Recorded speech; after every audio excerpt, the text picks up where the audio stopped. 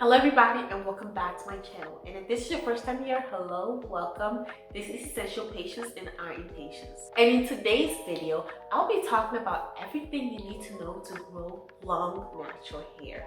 So my hair has definitely grown over the past 5.5 years, and I've learned a few things along the way that I want to share with you in order to grow long hair. And these are things that are not too complicated that you can implement today in order to put yourself on the journey to growing long hair in this new year. So let's get straight into it. But before we do, remember to like this video, subscribe to my channel if you haven't already, and share this video with somebody you think will be helpful towards. So let's get straight into it. Everything you need to know to grow long hair. The first thing you need to know is that your hair is unique to you. Don't have hair goals based on my hair or anybody's hair. When I first started growing my hair in 2018, I would watch a lot of videos on the natural hair movement. And in the comment section, I would see a lot of people were disappointed that their hair did not look like that of their favorite influencer. And this especially happened with Black women who were watching mixed and biracial women. And this is a problem because everybody has different hair types, especially when you get to people who are mixed race and have different hair types. There's so many different hair types that exist beyond the 1A, 1B, 1C, all the way to a 4A, 4A, 4B. By that I mean the mixture of hair on your head. I have 4A, 4B, and 4C hair all over my head. So imagine that, and the proportions are not similar to that of anybody. My hair is unique to me, and typically when it's not in a silk press, it is up, it is big. This hair can literally shrink. And just a couple of months ago, my hair shrunk all the way up to this size. And this is hair that is all the way at my back. So everybody has different hair types and it's unique to you. And once you understand that, and once you begin to accept that your hair may not look like anybody else's, you'll be on a good path and foundation towards finding what uniquely works for you and accepting your hair as it grows. Don't expect it to look like your favorite influencer. Don't expect it to look like my hair. Expect it to look like yours. No matter what products you use, what techniques that you use, your hair can only do what your hair can do. The next thing you want to do is always research products that you are interested in before you buy, whether it's recommended by me or anybody else.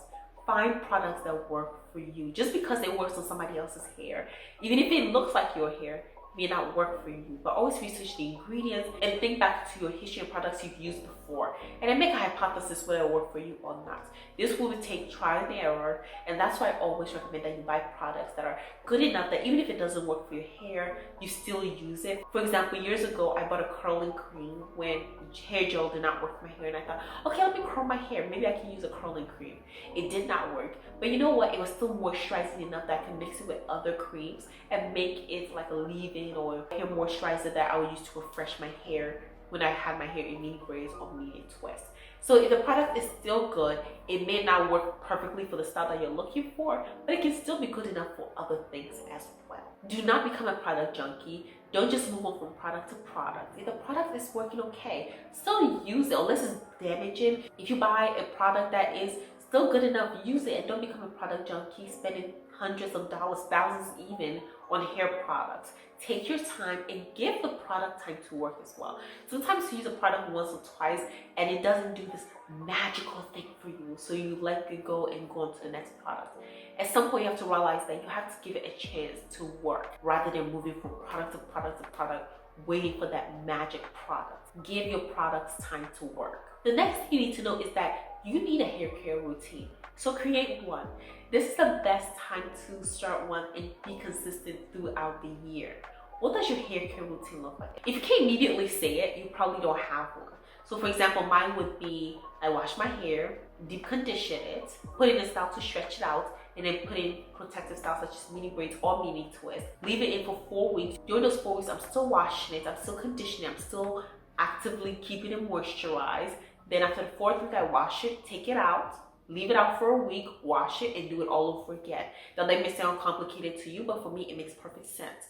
And I've been using this hair routine now for years, and it's definitely worked for me. If you can't say your hair routine, you probably don't have one. So create one, because everything has to have a path. If you fail to plan, you plan to fail. And that includes with your hair routine. You can't just neglect it for the most part and have it grow. Now, there's some people who can do that, but for others, we have to put in work. And so when people chop down my hair growth to genetics, but they don't have a hair routine, and maybe if you tried it, you would realize that your hair would grow when you take proper care of it. And that's a lot of things that I hear, and I like to hear when I watch videos. A lot of people who have gone from hair that was super short like I did will tell you that the turning point was when they started taking better care of their hair, when they started being more conscious about what they put in it, when they started creating hair routines, putting less heat, no chemicals such as relaxers, and when they just started being more in tune with it. That is when you start to see the progress. So making sure that you have a hair routine that you're consistent with. There's no point in having a hair routine if you don't do it. It's not even a hair routine, it's just an imaginary plan. Start implementing it now. You start off with somebody's hair routine. If you want to borrow mine, you can start out with it. I think I started with somebody else's hair routine when I was washing my hair one week and co-washing the next. That was somebody else's hair routine, and I realized it is not working for me. And I already kept adapting it year after year after year until I found a routine that works best for me, that I've been consistently doing and refining for the past 2 to 3 years. The next thing you need to know is how to find a protective style that works best for you, that you can leave them in your hair, but not for too long. What are protective styles? In today's day and age, it is confusing, and if you're not lucky, you will fall in the trap of thinking a style is protective when it's not. A protective style is typically supposed to protect your hair from over manipulation and from damage. So that includes protecting the ends, making sure that you're reducing breakage. So what styles works best for you? Some people think a wash and go is protective styles. Good for them. For me, it's not a protective style. Some people use the wigs. For some, it works. Wigs, weaves, sew-ins. I personally don't do any of that. For me, it's mini braids and mini twists. Those are my go-to protective styles. And I've talked about them extensively on this channel. Why? Because they definitely help me retain length. It's not about how fast your hair is growing. It's about how you're retaining length and how much of the length you're retaining. So start trying to find styles that work for you and try them all if you need to. I've tried cornrows before. I didn't like the feeling of the cornrows on my edges. I did it like maybe 2-3 times and I never have. I may try them again in the future. But those are the only types of protective styles that I've had and tried. I've not tried box braids. And that's another thing. Protective styles don't have to be expensive. With my mini braids and twists, I do them myself. So I hardly ever go to the salon. When I got my silk press, that was the first time I went to the salon in 2023. And this year I may go more, but I typically don't go to the salon a lot during the year. The most I've ever gone was maybe 2 to 3 times, but typically once a year is good enough for me. So making sure that you find a protective style that works best for you, and if you can do them yourself consistently, even better. But don't leave them in for too long. For me, my sweet spot for mini braids or twists are typically 4 weeks. 5 is a stretch. The longest I've done is maybe 8 to 10 weeks. I redid some of them around the perimeters, but to forgo redoing them, 4 weeks is typically the max I go now. The 5th thing you need to know is reducing heat styling. I don't have heat damage, but I still don't use a lot of heat. In 2023, I used heat twice. In 2022, I used it twice as well. And overall, you just want to make sure that you're not overly using heat because it can be damaging to your hair. Now, if you're doing it every other month, I don't think it's really that bad as long as you're using heat protectant to make sure that you're reducing the likelihood of your hair damaging from the heat and you're not going very high on the flat iron. You should be fine. But if you're a person who is prone to breakage and prone to heat damage, I'll say lay off the heat for a while. Maybe take a few months break, maybe a year break before you go back. It's always helpful to recognize what is causing your hair to break, what is causing your hair to damage, and then remedy that versus continue to do the same thing over and over again and expecting a different result. I think that's the definition for insanity. The next thing you want to do is limit damaging hairstyles, even if it's considered protective. I'm talking about tight braids, tight cornrows, puffs, ponytails, just leaving your hair out, and just styles that cause a lot of tension to your hair and to your scalp. You're literally putting pressure on your hair follicles and you're going to fall out or they're gonna keep on breaking. So limit these damaging hairstyles. It doesn't mean you can't do a ponytail every once in a while. I do ponytails. I love ponytails sometimes. After a few hours, I start to feel heat at the back of my hair and I don't like that feeling. But if you keep doing it day after day, sleeping in ponytails, it's not helpful towards you. If you keep getting these super tight braids that are putting tension on your scalp, then you can't even sleep for days after you get it, sometimes even weeks, just so that it will last longer. It's not worth it. It really is not worth it. I'd rather my mini braids last for a month than to do them so tightly that they last 2-3 months, but then I'm getting headaches, I'm damaging my hair, and I'm putting tension on my hair. It's not worth it at all. I don't find any value in it, and I don't think you're getting any value out of it either. The seventh thing you need to grow your hair is to be gentle with it. A lot of us are not as gentle as we can be, and this time when I went to get my silk press, I actually had more split ends than I thought I would have, and partly because I feel like I've not been as gentle with my hair as I would like to, because I'm under a lot of pressure. As the hair gets longer, it takes more time. Sometimes detangling takes an hour plus, and that's just a lot of time. So towards the end, you start being less gentle than you otherwise would. But it's worth it to be gentle, especially if your hair is not already long or even longer. Please start being gentle, because it doesn't get any easier. As your hair grows more, it just gets more difficult. I think somehow it gets easier in a way, but it still takes just as much time. The easier part is that hopefully you'd have found a method that works best for you, that you can implement to get whatever you need to get done.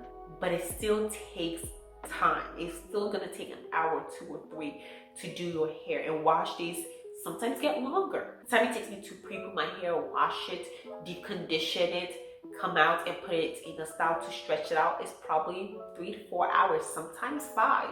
You have to decide that if it's worth it to you to still be gentle with your hair. Be gentle with protecting it at night, be gentle with it when you're handling during the day, and be gentle with it during your wash days or wash hours. The 8th thing you need to know is to keep your hair moisturized. Always make sure that your hair is moisturized and has the proper hydration to thrive. Because if your hair is dry, it's going to break.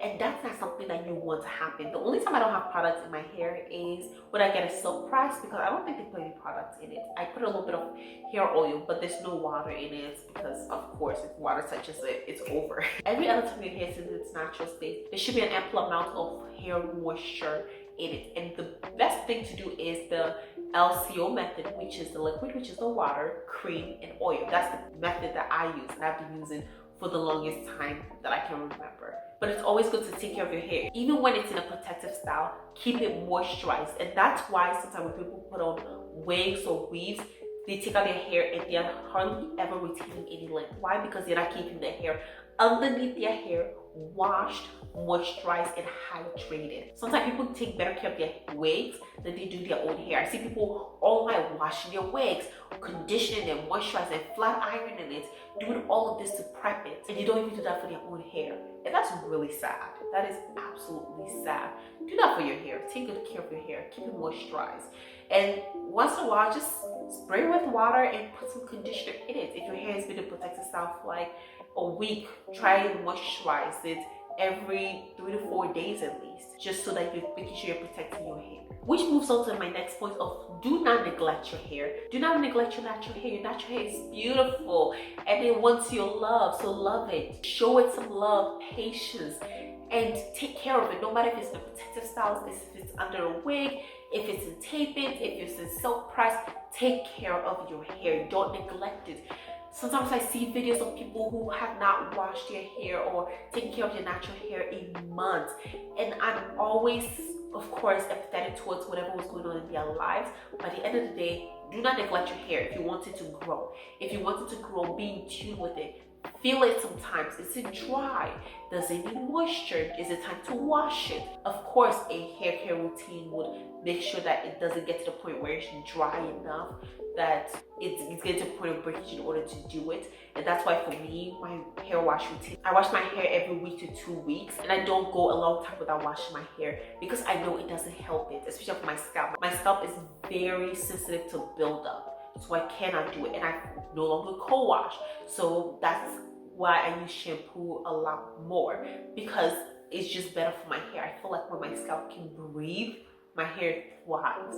So finding out ways that you don't neglect your hair, because sometimes you feel like you're doing it, but if you really sat down and analyzed your hair, it's easy to neglect it, especially when you have so much going on. So if you need to put it on a calendar, put it on the calendar. I always put stuff on my calendar when I'm washing my hair, when I'm moisturizing it. And sometimes I do forget. Sometimes I do neglect my hair for, let's say, a few days to a week, but I'm not gonna neglect it for any more than that. If you want to make sure your hair is thriving and growing, do not neglect it. And the last but absolutely not the least is that if you want to grow your hair, cut out damaging chemicals. First off, if you're talking about natural hair, we're talking about hair that is not chemically treated, like relaxer. Some people don't consider dyed hair natural hair. I personally have no opinion on that whatsoever. But with that being said, cut out those damaging chemicals. They can be very, very bad for your hair retention and your hair growth. Think about it this way: there's some people who have relaxed hair and they relax their hair every 2 to 3 months because of the new growth, but yet their hair stays at the exact same length the entire time. Why? I mean, they're obviously having hair growth, new growth, because their hair is needing to consistently have touch up with the relaxer. But somehow it's breaking every single time. It's from the ends. And sometimes those chemicals are the reason why your hair is breaking. Not to mention that it's being linked to cancers and fibroids and other health risks that it's just not worth it to take beyond the damage it does to your hair. And while hair is beautiful, hair is fun, it's not as important as your internal health. But a lot of time, it's a reflection of your internal health. And I see that as I become healthier, as I'm exercising, eating healthy, and living a better lifestyle, my hair is growing, flourishing and thriving and becoming even thicker than prior. So if you haven't already, look into your hair care routine and see if you're using any damaging hairstyles and cut them out today and watch your hair grow and thrive. So thank you all so much for watching. Like, comment, and subscribe to my channel. And if you haven't done so already, ring the notification bell so you do not miss out on any of the videos I post in the future. And leave in the comment section what you thought about this video. And if you enjoyed this video, watch another one. I have like 200 videos on my channel, so you're bound to find something that you'll like, especially on natural hair. I have so many videos on that. So definitely check them out. I think you'll like them. And again, thank you all so much, and I'll see you in my next video. Bye!